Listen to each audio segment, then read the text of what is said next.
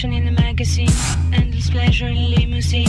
In the back shakes a tambourine, nicotine from a silver screen. Speed seduction in the magazine, endless pleasure in limousine. In the back shakes a tambourine, nicotine from a silver screen.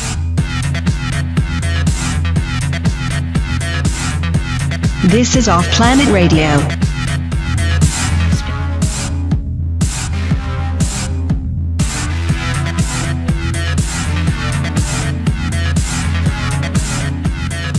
Welcome to OffPlanet Radio, end of year 2019. Emily's with me. Yay! Yeah, I know. I finally got invited back. Actually, we remerged universes. Parallel universes are great, but sometimes you don't synchronize back in. And I was having trouble with the Gestapo later putting my body cells back together. So here we are. And it started the way it always starts. We had, we had an interesting conversation, didn't we, about? Our pre-show was about body odors and farts. Body odors and farts. Which is pretty much where things have what things have boiled down to as the world continues on, and it's the direction it is, that, you know, it's more interesting to talk about body odors and farts than any of these false flag shootings and whatever, which I guess there was another one of last night, yeah? Yeah, that's what they're saying. Yeah, I don't... the whole last period of the last 6 months has been what I call the shooting gallery. We've just had endless numbers of shootings. You had one in a delicatessen in Jersey City, New Jersey in November. Remember this one? No, I didn't hear about it. These were actually black Jewish activists.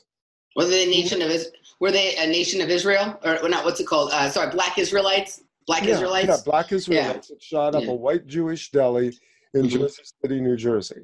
How do you frame that one? How do you sell that one as some sort of awful racism? You just sell it. Well, the news, actually, they never mentioned the fact that the shooters were black Israelites. Of course not. They omitted that from the news feeds completely so that they could make it a racist attack, which polarizes blacks and Jews. Yeah.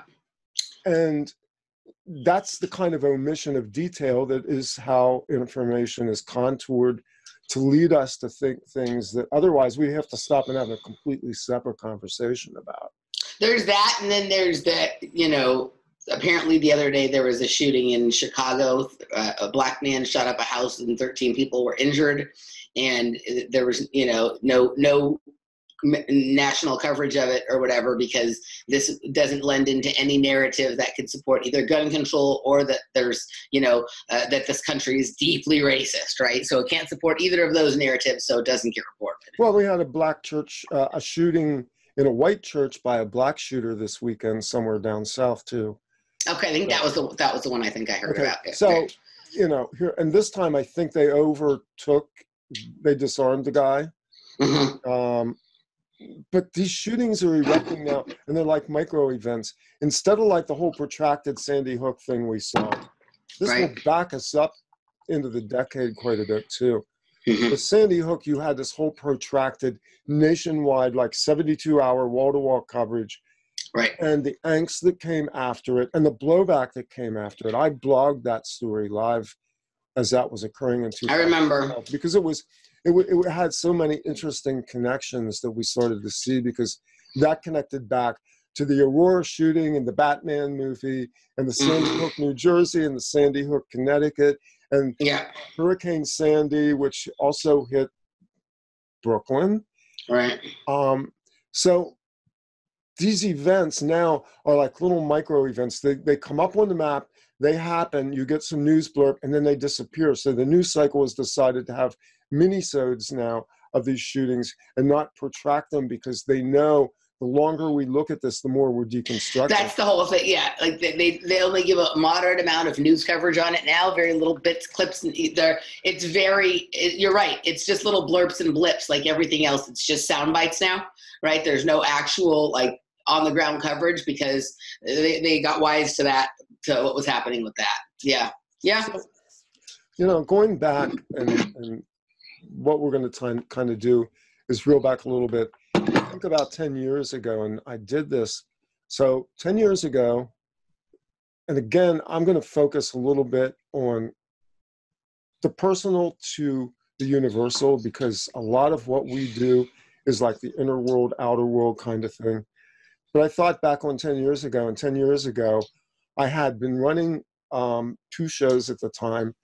I was running the Threshing Floor, which was my prophecy program, and I was running a show called Exotica, which was actually the forerunner to OffPlanet Radio. That's what when I started listening to you, it was Exotica. Exotica, I morphed that into OffPlanet Radio largely because the network I was on at the time owned Exotica. They never complained. We never had any disputes about it.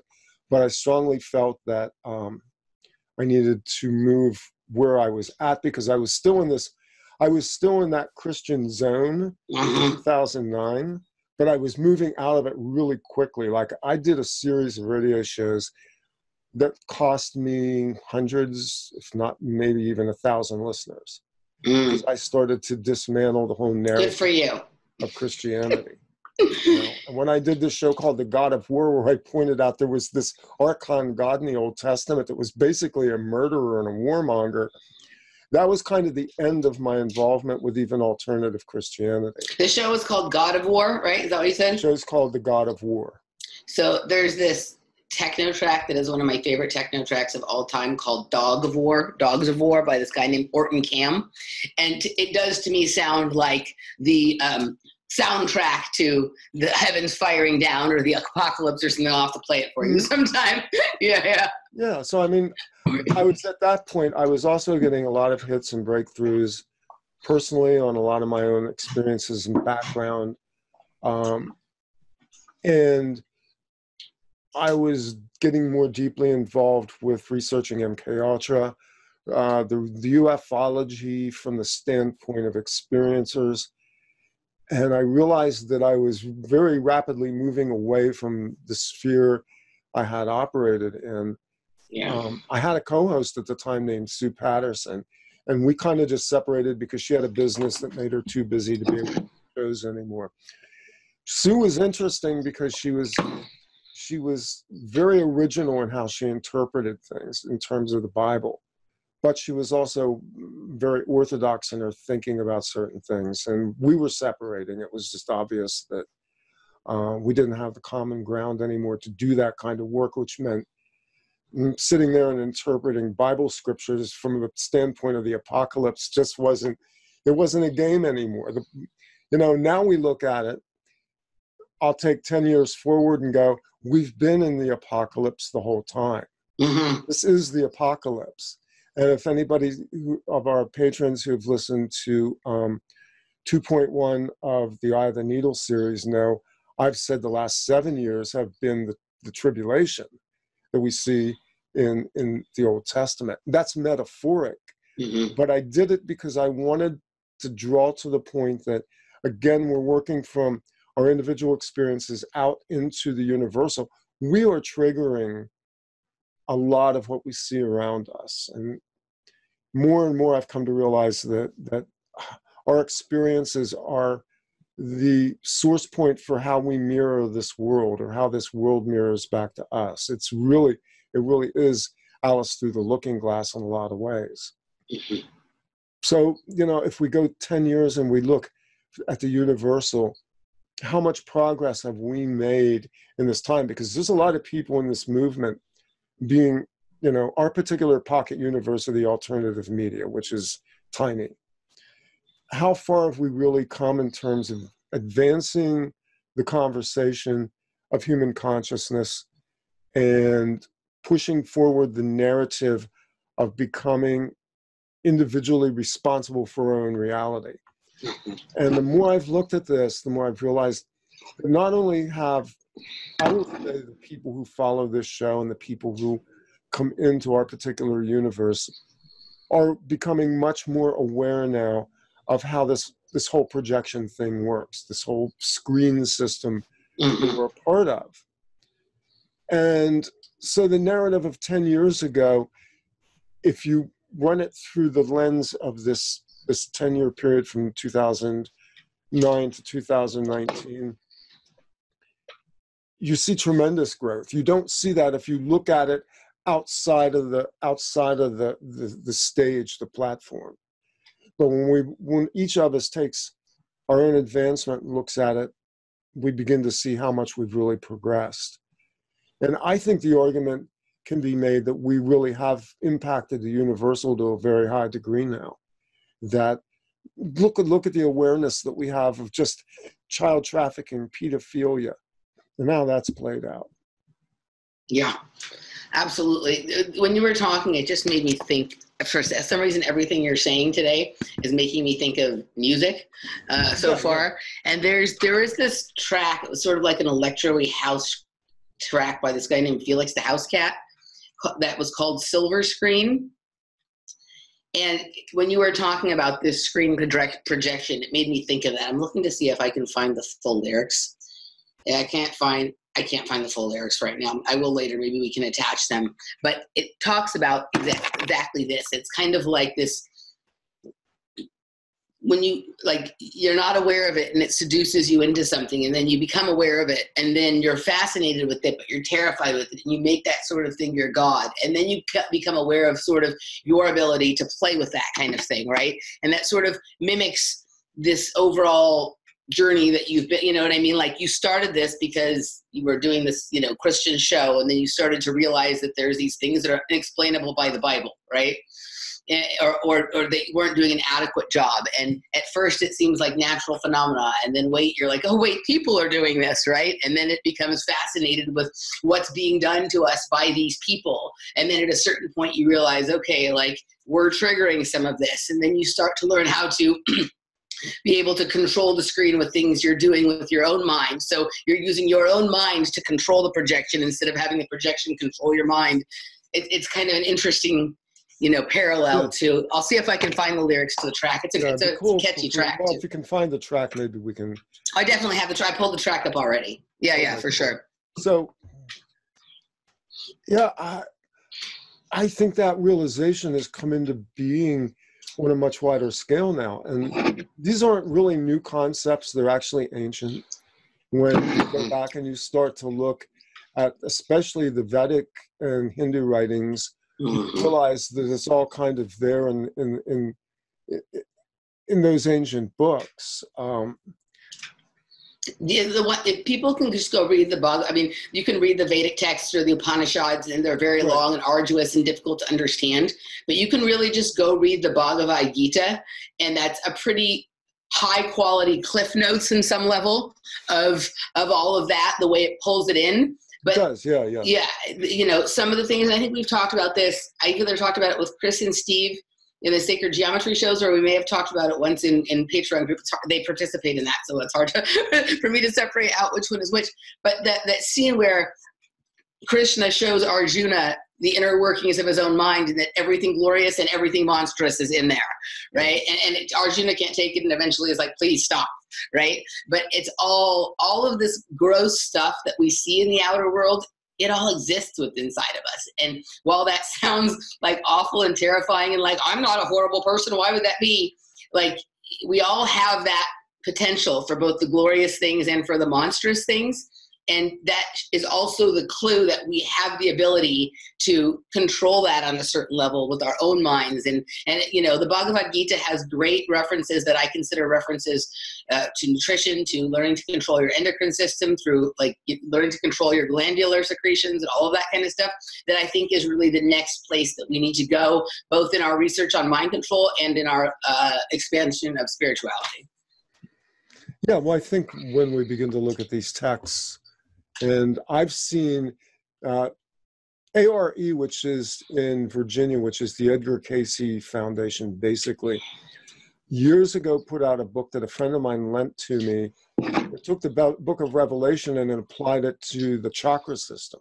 It began to show you how we are basically spinning through chakras, spinning, all of these different phases evolutionarily, and how the body itself is really just a platform for how we work out duality in a physical dimension.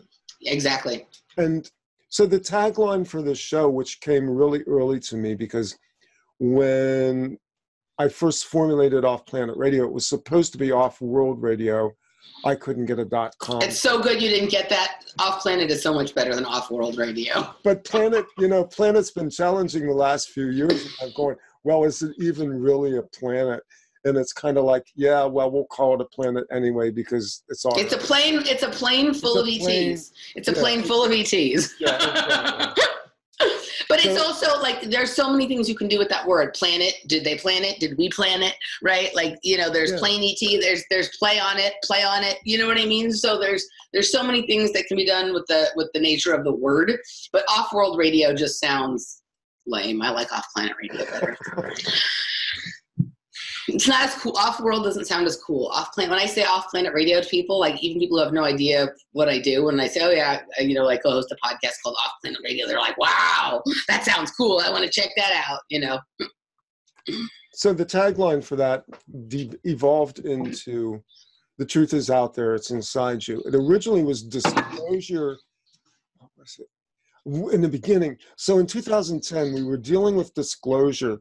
And this is David Wilcock then. I mean, this was a meme, and I want to get into this more as we go through this, how this has all been weaponized memes on the alternative platforms.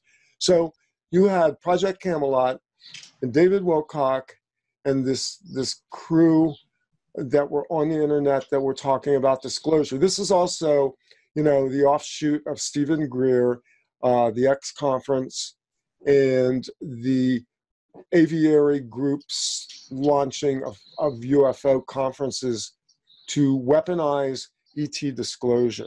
Can you explain, because I'm not even sure that I have a full grasp or understand, like you've talked to me some about the aviary group. So what is this obsession with birds and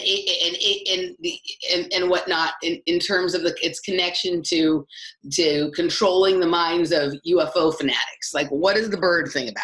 Well, that's Project Bluebird. Right, I understand that's the mind control thing, but is the aviary just what they call people who were charged with controlling the minds of the Bluebirds? Yeah. So the cage is the aviary. The cage is the aviary. Okay. Yeah. Got it. I mean, the more you go into this, there's just all kinds of metaphors there about birds and what they mean symbolically. Mm-hmm. People who do dream work know that birds will show up as both omens of good and bad. The aviary group itself, I mean, it's pretty documentable at this point. We're an offshoot of MJ12. Mm-hmm. That Majestic 12. Yeah, basically came in to control the narrative. Mm-hmm. Planted people into media platforms. And I mean, my first introduction to this was John Alexander. I don't know if you know who he is, Colonel John Alexander, mm-hmm. former U.S. Army, retired supposedly. But I was introduced to John Alexander in California by a friend of mine and came to realize that this guy was really powerful, and he was using these weird techniques. He would at one point uphold a UFO ET narrative and then turn around and implode it. Mm-hmm. So if you were to go out and research him and find interviews that he did, he would sound like he was supporting like even the Stephen Greer hypothesis. Mm-hmm. But then he would turn around and debunk the whole thing from a military perspective. Kind of like what Jim Fetzer does with the false flag stuff. 9/11, yeah. It's a dissonance. It's like holding both sides of the argument at the same time and not having the conflict of those two things clashing. It's like, what do you do with that? Well, it's disorienting. It's intentionally disorienting. Yeah. And so, but it also keeps balls in spin.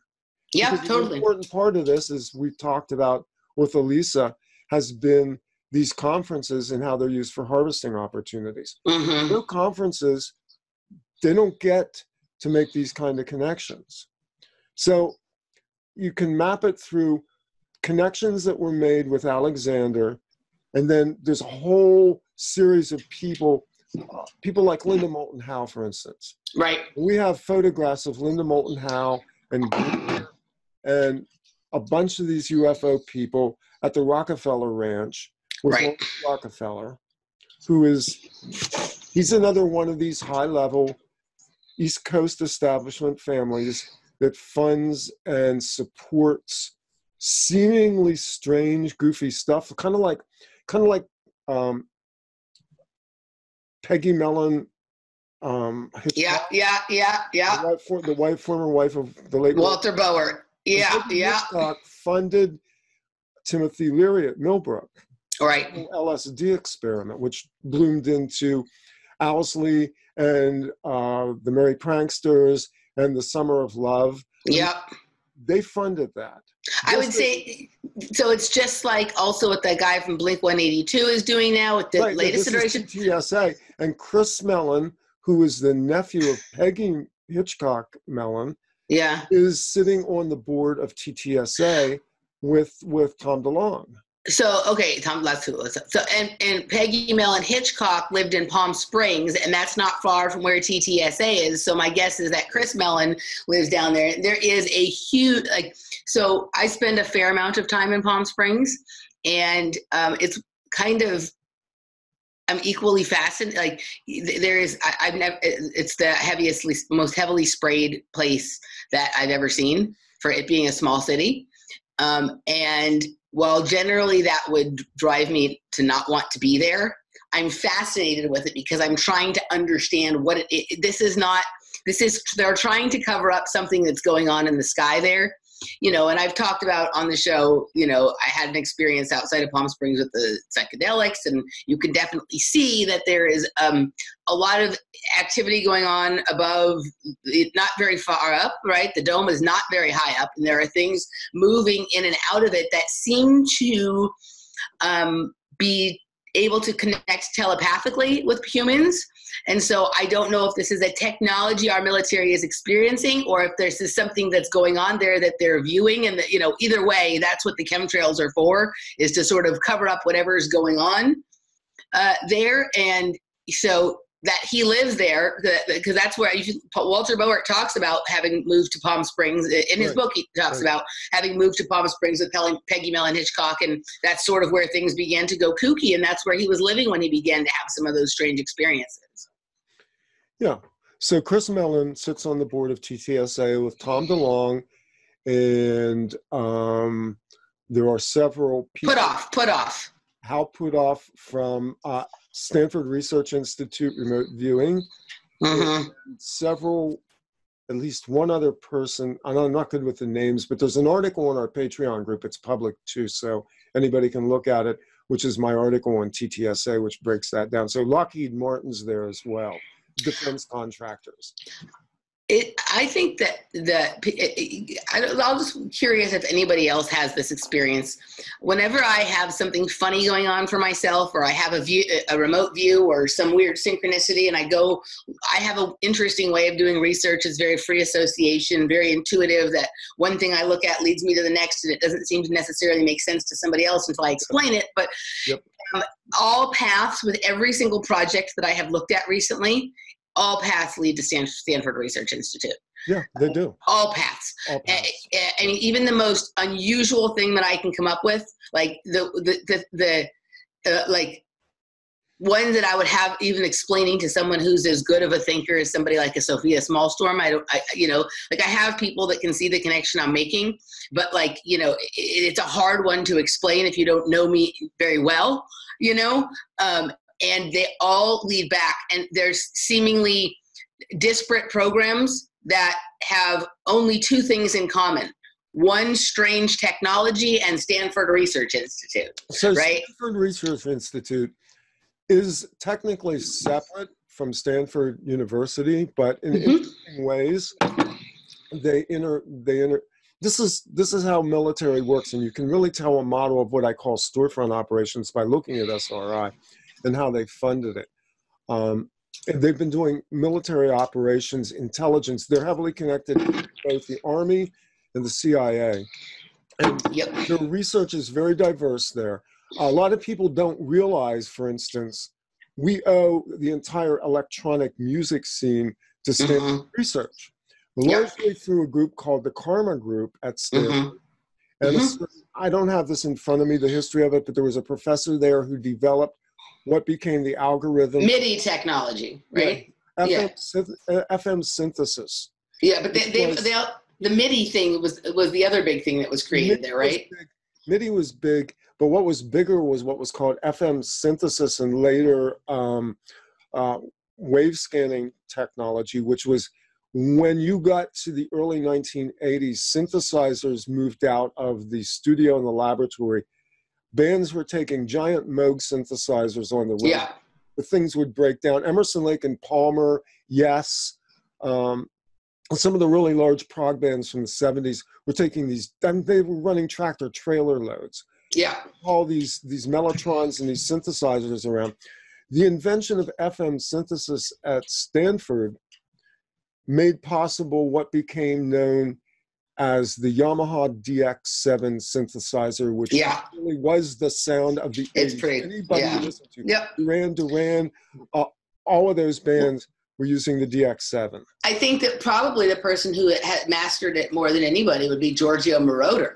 Exactly, yeah. Giorgio Moroder created some of the, people don't realize, Giorgio Moroder is the creator of the Flashdance song, right? He wrote Flashdance. Exactly. But he also was the first person to really move synthesized music from like that early prog sound into like what we would now call a house, more of a house music sound. And I think he's created almost more dance tracks than almost anybody else, really. Yeah, Giorgio Moroder brought in obviously Donna Summer and that whole synthesizer thing with the drums and stuff like that.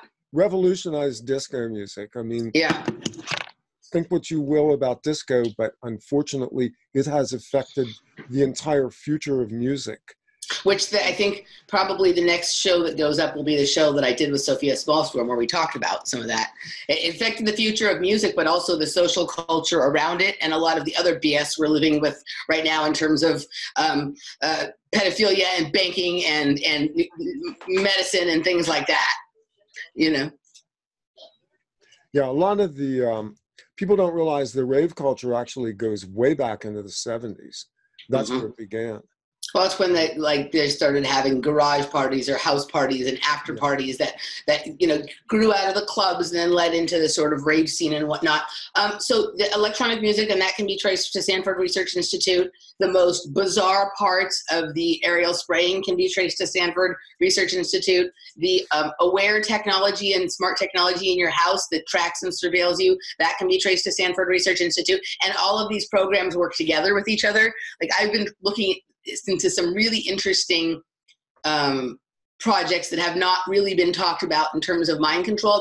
They're talked about more in terms of technological developments, right? But I can overlay them on top of mind control programs and make certain things make sense, right? There's very little doubt that Stanford was involved in mind control. Simultaneous with Stanford, what was going on was in Virginia, and that was the formation of the Monroe Institute, Bob Monroe. Yeah. CIA was paying attention to what Monroe was doing starting in the early 70s. A lot of the people who started... Bob Monroe, the remote viewer. Right. Okay. I watched, did you watch that documentary? I can't remember if it's on Netflix or Prime about Russell Targ. I have not seen that yet. So, I mean, there is a line of BS that goes along with Russell Targ that we all know, but there was a lot of stuff in there about Ingo Swann and about some of these other, it was a worthwhile watch, you know, just if for no other reason to help you with your historical narrative of things, you know, but yeah, sorry, go ahead. So, I mean, there's always, there's parallel development in all of this, all the programs that occur. I mean, we live on opposite coasts, but yet the same programs simultaneously are being run on both coasts. And as that show we did, the Fun with Map shows, there are strategic hotspots where these programs occur. So your area out, especially, well, all of LA, Hollywood, that whole entire area out there is a real hotspot. And then obviously there's this gigantic swath, this path that goes the whole way down the East Coast, but again, there's heat zones in all. So, and also, let's just share for fun here some of the personal aspects of this in terms of, so early on, Randy and I recognized that there was a recognition between us, almost as if we had known each other as children in a program, which seems impossible because there's a significant age difference between us. But as we've talked about many times, these programs occur outside of time, right? And one of the things is both his family and my family, if I'm recalling this correctly, have connections to having worked on the railroads in Pennsylvania. You know what I mean? And my grandfather is from Scranton, Pennsylvania, right? And they actually changed their last name to a Catholic last name so that they could work on the railroads because they were Jewish. And I think, didn't we talk about that you had family there at about the same time? I think we talked about this one time, right? And so, you know, the train system has a lot to do with the mind control programs, which sounds kind of kooky.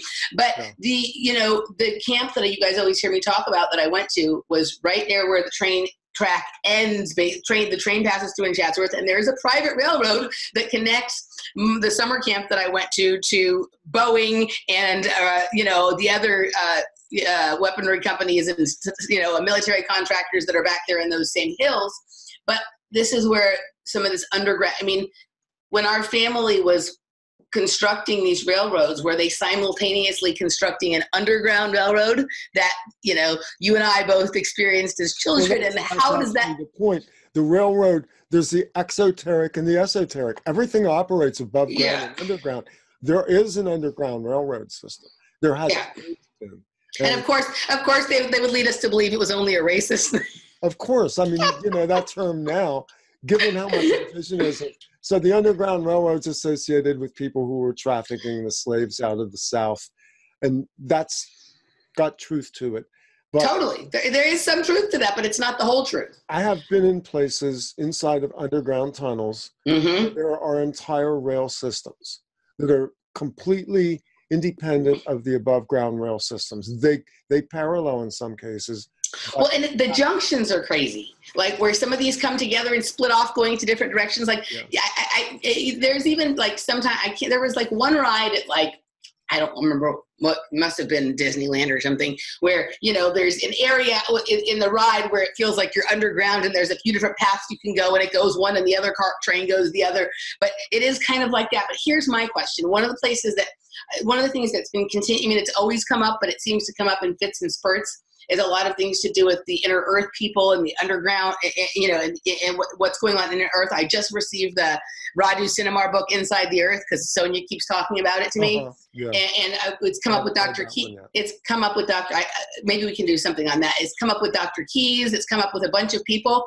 And so, my question is if you go far enough down underneath, right? Or if you get to a certain spot where the mineral makeup is such that there's no time, or it's outside of time, or whatever, right? And is this part of how people are able to be in multiple places seemingly almost immediately or at one time? Would it be a way that somehow Randy and I could meet up outside of time, so we're both meeting as children, both at the same age? It's so strange, but I think that's maybe what happens when we go into the earth. Is I think time is something that only exists out here on the surface, and the farther you go in, time is very different underground. Yeah. For those who have not read Itadorpa, Aphrodite spelled backwards, I advise you to do it. If you only read it in active fiction, it's an incredibly good story. And there's amazing science in it. But Itadorpa talks about how time changes once you go down inside of the earth. And the concept that I was kind of struggling with for a long time. Thanks to Maurice, our friend Maurice, who pointed me towards that book, because that came out of a conversation we had. Yeah, I think Maurice wrote it. I think he's the man in the book. Actually, Maurice pointed me to that because we were having a conversation in a car going to the airport in Houston in 2018, 17? I don't remember anymore. When was whatever. It was 18. So Maurice said, you need to read Itadorpa. So there is this concept that time changes inside of the earth, which goes into a whole boatload of concepts about what the earth is. And that brought me back to some memories. I don't think I've ever told this story publicly, so here you go. Let's hear it. And then I have my next musical reference after it. Okay, go ahead. When I was about maybe 8 years old. So my grandfather's a railroader. My grandfather was very well known. He was politically connected. We lived in a small town, but we lived in a small town near the state capitol. And there were all these people in my life that didn't make sense. And my grandfather knew people that you go, so how do you know like state senators, and how do you get your picture taken at a Washington breakfast with Harry Truman in 1947? And da-da-da-da-da-da.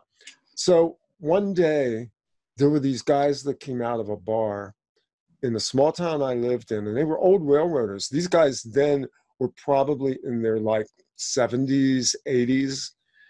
And they started telling us stories. And this guy's, you know, I was sitting there and I'm like, okay, this is interesting. The story he told me was that they had worked in the western part of Pennsylvania.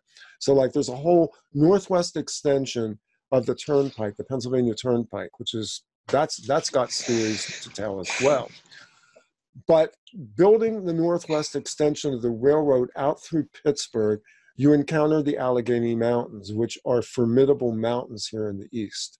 They're very steep, they're very dense, and they're constructed of certain types of limestone beds that are very difficult to blast.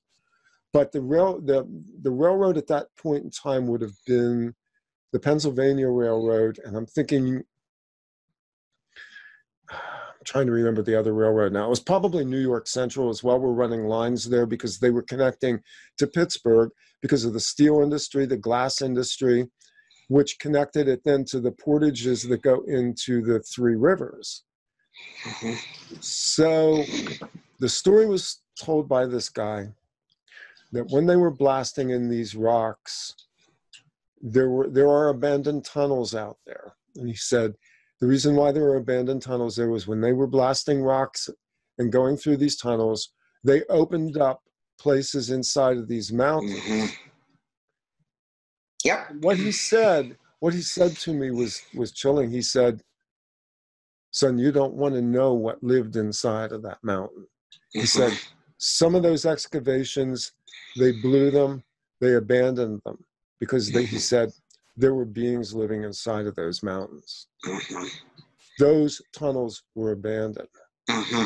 I think there's both things. I think that like there in some of these tunnels underground, you find some beings like some of the water sylphs that were described in Genesis Antarctica. Mm-hmm. And in other ones, you find something that might more closely recognize some of the things we resemble something like what we'd, a less dramatic version of what you see in Stranger Things or something like that. Like just some strange, terrifying one of the part of the story was that he said, we lost men to this. Whatever mm-hmm. was going on there, mm-hmm. men died as a result of what they uncovered inside of those mountains, blowing those tunnels in. Yeah. When you just were talking about Edidorpa, and you said it's Aphrodite backwards, so then I thought, so maybe we're going to have a soundtrack with this show, because it's everything we talk about keeps making me think of dance music tracks. And there was I don't know if, so it was on an Aphrodite. There's a drum and bass DJ named Aphrodite that was very popular in the late 90s. And I don't know if it was a track of his or if it was just on one of his CDs, but I can find it. And I think it was called Physical Jewels. And when we were talking about like time being different underground and that there being minerals, it made me think of time crystals. Like some of these, and then you're speaking about limestone beds and things like that. Like I think that it's some of the it's some of the crystals and, another source that I reference for information sometimes calls these things force diamonds, right? Like, or whatever, like it changes both your temporal and your physical experience of reality. So I will see if I can find that Physical Jewels track, and that will be the next song on our soundtrack for you. Yeah, crystals are interesting because you can project consciousness into and out of crystals. Mm-hmm. So here we are in 2019 going into 2020, and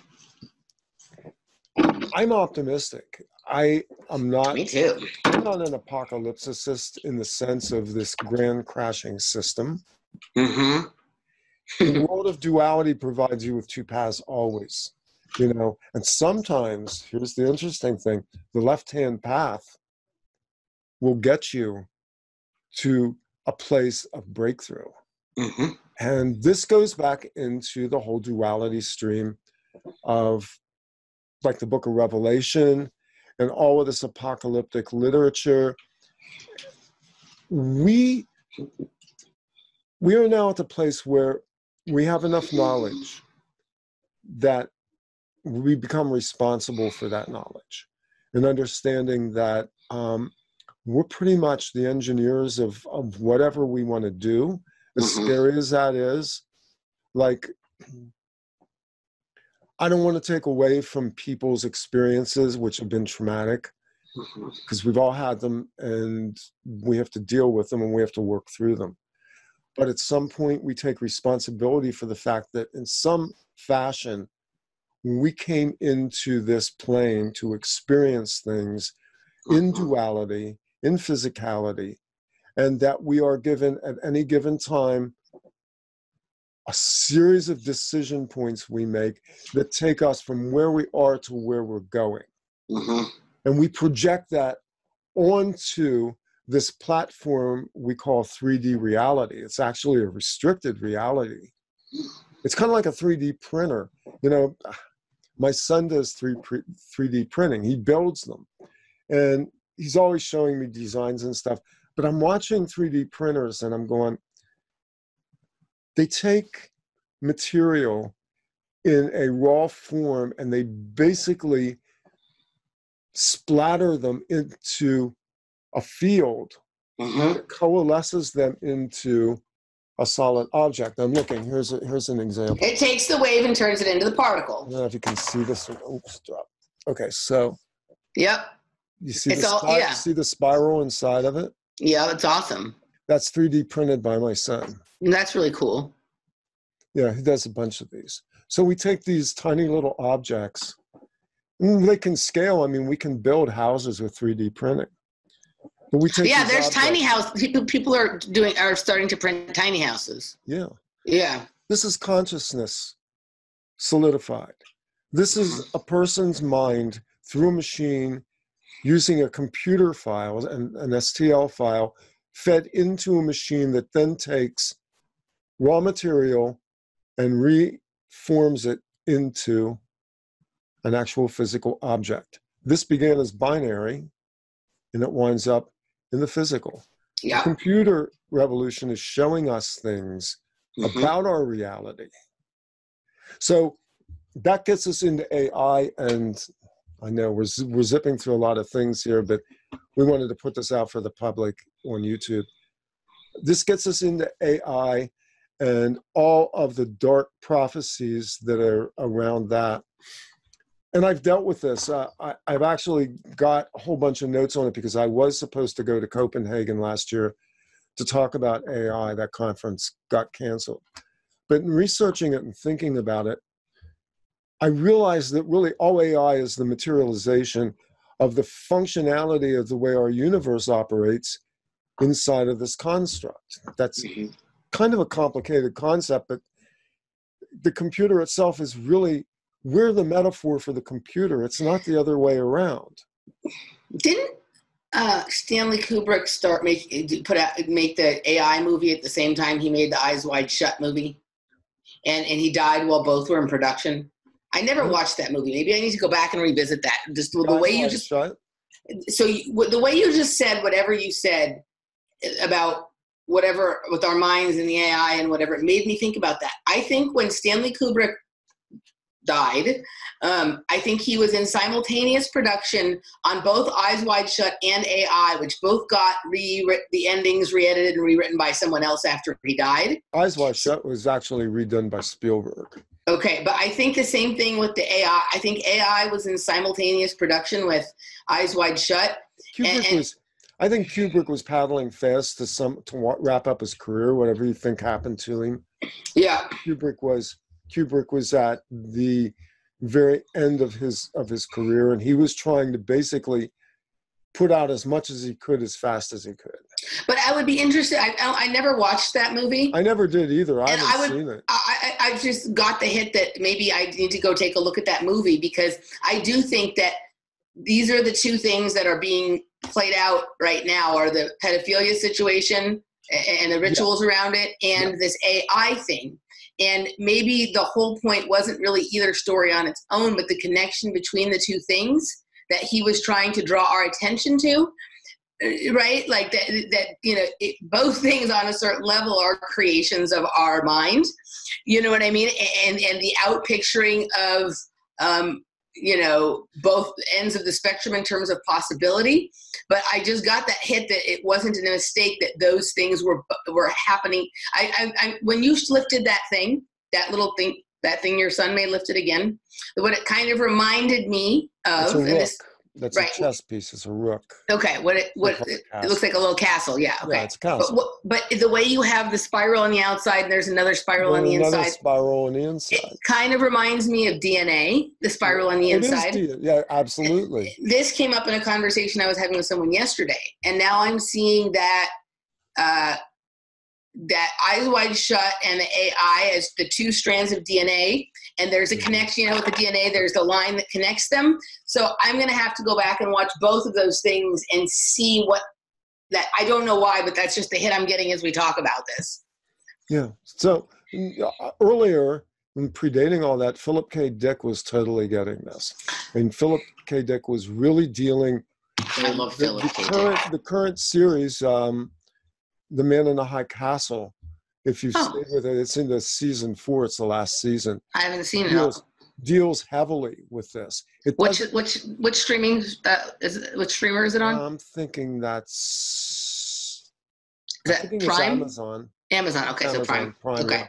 So it's basically, it starts out as a what if the Nazis won World War II. The Nazis and the Japanese, and they subdivided the United States into 3 regions. Mm-hmm. One, the western region, is the Japanese Empire. That goes to the Rocky Mountains, which are a neutral zone. And then the entire rest of the country is the Nazis. And it shows this as an as if, but then there's this alternative universe flipping back and forth. There's resistance movements. There's all kinds of interesting subplots. It takes a while to get to the point where you realize what the Man in the High Castle really represents. Mm-hmm. But there are these scenes where they're going inside of a mountain where there's a giant machine and they are sending people through a dimensional portal.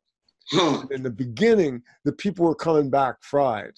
Mm-hmm. By the time you get to season 4, they've perfected this technology and they've mapped alternate worlds, multiple alternate worlds. They show it to you in a room where these glass constructs like globes and stuff of all these different virtual worlds that exist as a result of probable futures. This is a concretization of, again, some of the stuff that I'm talking about with the Eye of the Needle material. And this actually goes way back. And this sounds closer to me like about what the secret space program actually is. It's not about space out there. It's about dimensional portals both within and without. Yeah. Right? Like it's about, and so these virtual universes or whatever could also be the picturing of somebody's mind as they go through these frequency fields, right? It could be a brain mapping program. So the point of it is brain mapping. Yeah. And it is probable futures because every decision made by every person splits off another timeline. This is why I've said for a long time, we generate time fields. We do. We generate time fields in a probabilistic fashion because every decision creates another decision tree that goes off and forms a separate, you can call them timelines, they're really more like trees. Mm-hmm. And actually, if you pull them up and examine them, they're 3 and 4 dimensional constructs that are very intensely evolving universes. I'm looking at time trees. Is there such a thing as time trees, or do you just make that up? I probably just termed that. But if you think about a decision tree, if you think about like genealogy trees, you ever see how it, and actually genealogy is a great example of this because what is heredity? What are generations? Now we're into DNA. We're into, the DNA is really critical to a lot of this stuff as well. All right, I found it. You found it? Listen to this. So there's a project called Time Tree, the Time Scale of Life. Time Tree is a public knowledge base for information on the evolutionary time scale of life. Data from thousands of published studies are assembled into a searchable tree of life scaled to time. The 3 search modes are possible: node time, timeline, or time tree. Time panels showing events in geological time and astronomical history are provided for comparison with timelines and time trees. So this sounds like a similar, this is from the Center for, so this is from the Center of Biodiversity at Temple University. But the concept, look at the, look at the way the drawing is there. I don't know if you can see it because of the glare. That's what you're talking about. Yeah, we need to pull that, throw a link in. I'll throw a link in, okay. I'll keep the window open on my phone, okay. Yeah, we want to throw a link in on that because I haven't seen that either. So every original idea that ever occurs to me, I look it up as a project or as I do that too. Right? Yeah. And sometimes I find things that like seem stupid and obvious, but other times I find things that are usually about 2 or 3 pages in on the search that have one element of it that's what I'm talking to, and then I can start to connect it to other things. And sort of, this is where I get into what I term MK option, right? Where like they have the option to create a personal like you run through, if you're a project person, I'd say at this stage, it's not like, you know, back in the 50s or 60s where like, you know, there was like, you know, a few programs and that was it. And you were either a sex slave or an assassin or a, you know, psychic spy or something like that. And that was kind of it.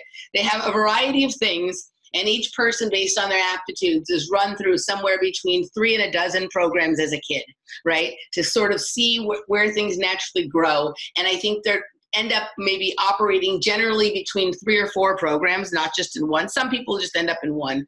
But from this combination of things, it's like they create a separate menu for you, right? Which is your own personal program that the way we are with technology now allows them to monitor and create in real time. Exactly. So the project is always morphing, and the project is different for me. Like I may have been through this one, and that one. So I have some similar training as someone else, but the way all the components of my dish are put together, it's a unique program. So there's nobody else in the exact same program. There's people who've been run through similar programs, but each person is operating through their own unique combination. It's like if you make brownies and I make brownies, the brownies are going to be slightly different because you have your secret ingredient and I have my secret ingredient, and each brownie can be used to please a different palate, right? So that's kind of what's going.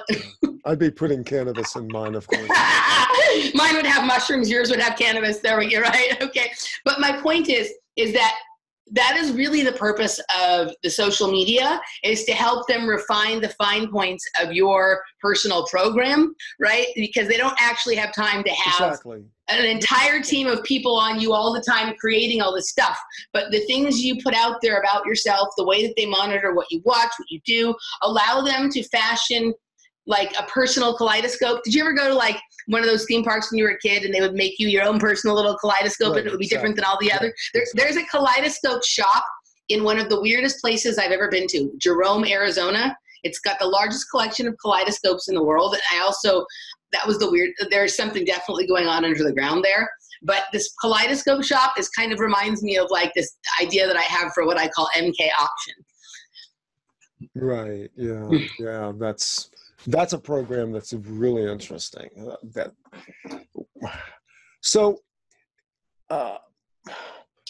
Wow, we need a clean wrap up on this because I'm sorry, I think I took you off track as usual.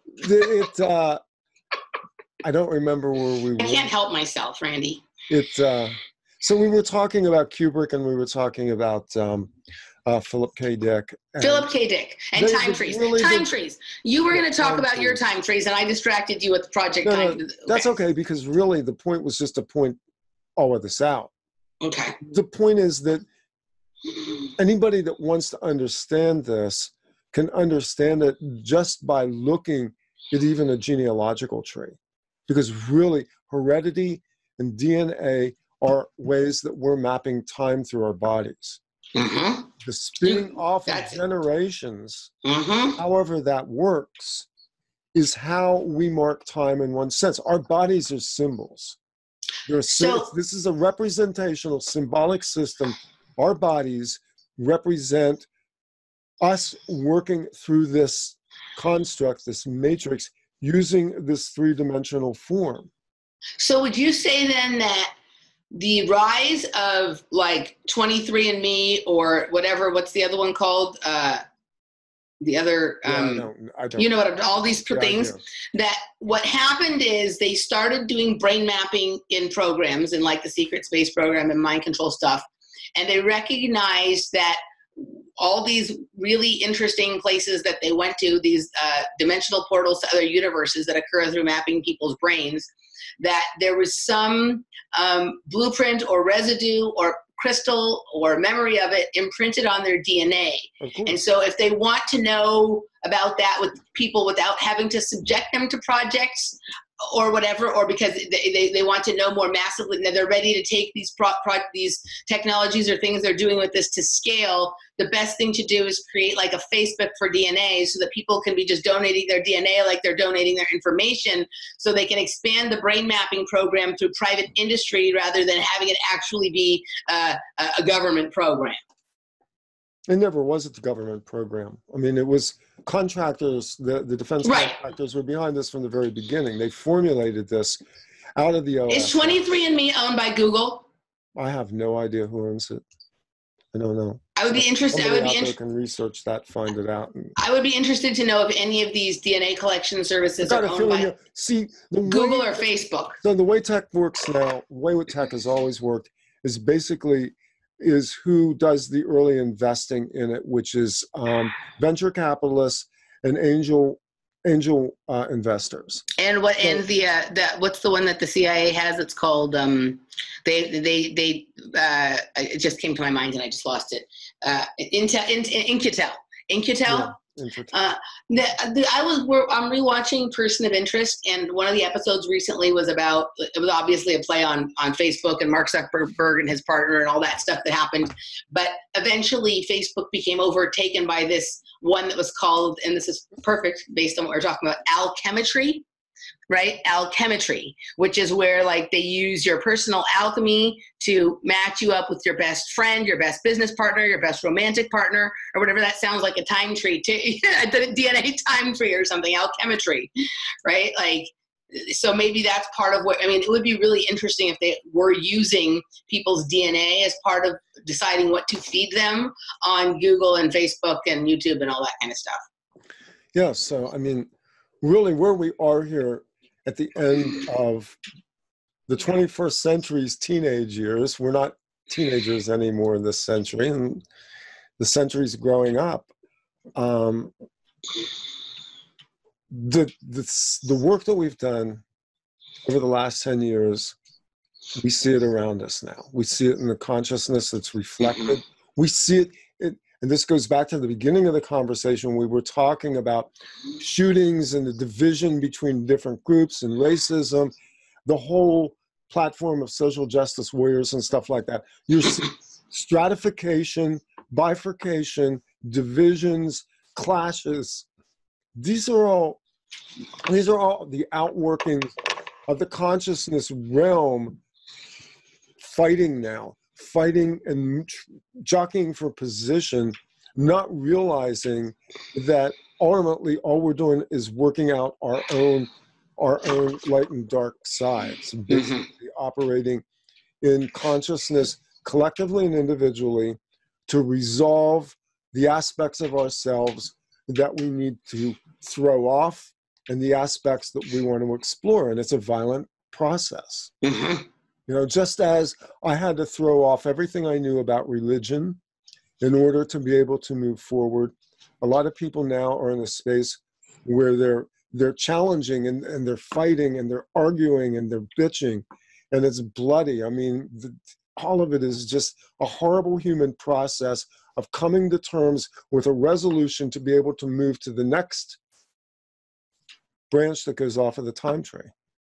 Whatever that is, and it will be multiple even in what we do ourselves. But as a race, you say you want unity. You don't really want unity, you want harmony. And at different points in times, just like music, somebody's going to change the scale and you're going to have to figure out how to hit a high C. I hope it's not me that has to hit a high C, because there's no hope of that. So it's, as the Grateful Dead once said, what a long, strange trip it's been. Yeah. So, Randy, I want to congratulate you on 10 years. And, you know, in some format or some way or another, I've been with you all along. I wasn't with you on the Threshing Floor days because that is not I would never have been able to find you because that would be a Christian thing and we existed in separate worlds, which is a shame. But I've been with you since the days of Exotica. I think, I don't know if when I first found you, you had just moved it to OffPlanet Radio, but when I was searching shows, what I found was Exotica, not yet, but they were a few months old. I don't know either. I don't know where the demarcation is. Yeah. So, you know, I've been with you all along, first as curiosity, then as a fan, then as a friend, then as a co-host, and now is mostly just a pain in the ass.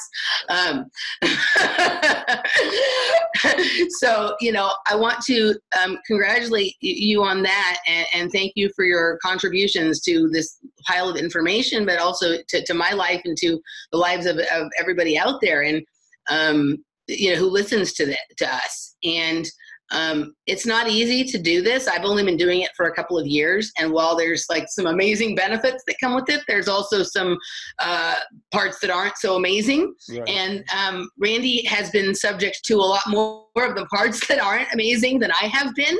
And he has weathered those and he continues to show up and you know, talk about this stuff. And, you know, a lot of people say a lot of things about Randy that are untrue, and I'm not going to feed that by naming them or getting into the details of that or anything like that. But you know, Randy's not a perfect person. He's a flawed human being, as am I, and as every single person, certainly in the alternative media, but that exists on this plane of ETs.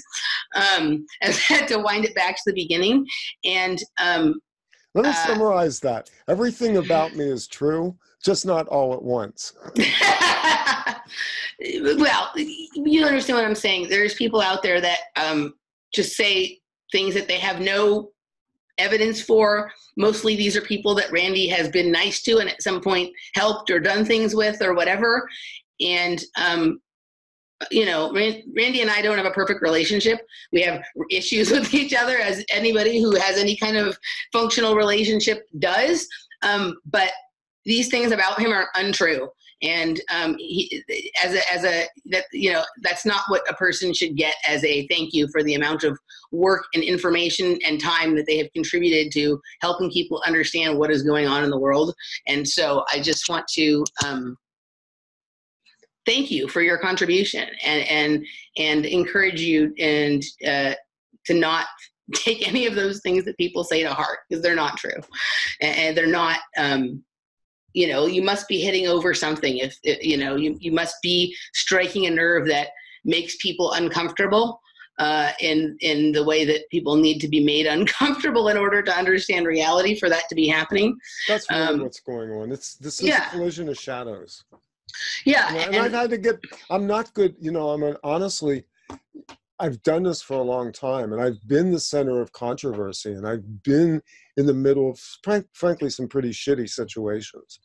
And I've come to lately realize this is all part of the process. And to remember something that I think good teachers tell their students, don't take it personally. Yep. That's hard to do.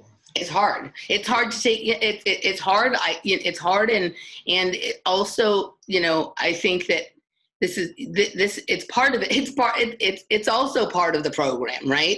And what's unfortunate is that a lot of these people who perpetuate this BS don't realize that they've been programmed to do what they're doing, right? You know, and it distracts from, like, smearing other people is not important work. Saying, you know, that's not going to help them as an individual, their listeners, or any of us, you know, move forward in our journeys. And the best thing that the controllers can do is leave us all throwing mud balls at each other in the sandbox while they run off with all the goodies and the banks and you know, all that kind of crap. And so, you know,